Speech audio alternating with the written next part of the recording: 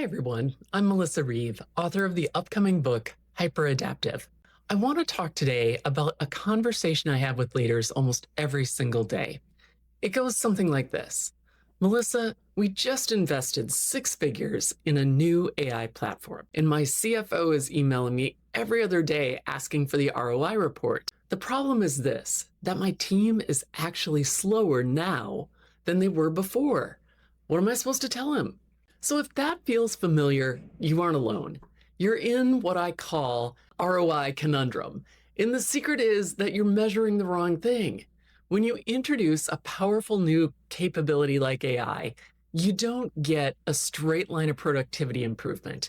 You get what I call the J curve. Performance dips first as people learn, experiment, and adapt to their workflows. They're building new muscles, and just like in the gym, that initial effort feels really slow and hard before it gets you stronger. Expecting immediate ROI from AI is like expecting to play a concerto the first time you sit at the piano.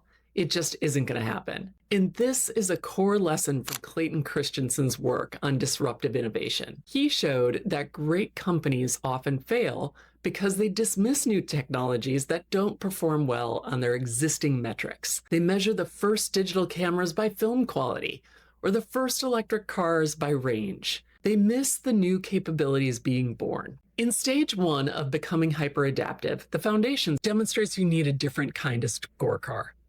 And I like to call it the AI value compass. It has 4 key areas. First, foundational readiness. So are you actually ready to build the human systems for success? You might want to track things like effectiveness of your AI council and the growth of your internal champion network. Second, think about your pilot performance, your AI pilots. Are your experiments teaching you what you need to know? So I'd be looking at things like measuring pilot completion rates, or are your pilots scaling? But more importantly, measure the user sentiment and the learning velocity. How fast are insights around AI being captured and shared? Those are really key metrics to be capturing. Another thing to be looking at is early operational value. So these are your leading indicators. You're not seeing profit yet, but you can see things like a reduction in errors or time saved on specific tasks. One of the companies here I like to highlight is Schneider Electric, and they worked on refining their sales process. They measured the time sellers got back for actually selling, and that is a powerful metric.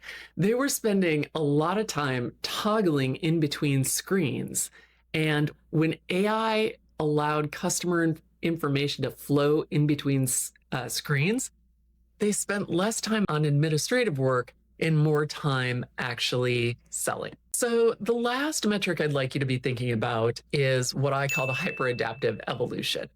And this is the question, is AI making your organization smarter? Is it allowing you to become more agile? Track the frequency of things like cross-functional collaboration. The average worker spends 9.3 hours a week looking for information from other groups. How can AI help you reduce that kind of friction in your organization? This is how you measure your transformation from where you are now into a more AI native operating system. Measuring AI success in the beginning of your efforts is about measuring things like learning, readiness, and capability. It's about telling a credible story to your stakeholders about the foundation you're building for future growth. And the first step in any journey is knowing your starting point. And I've encouraged you to baseline where you're at.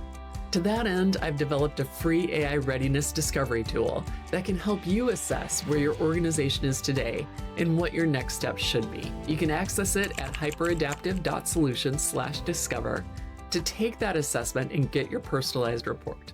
Thanks for watching.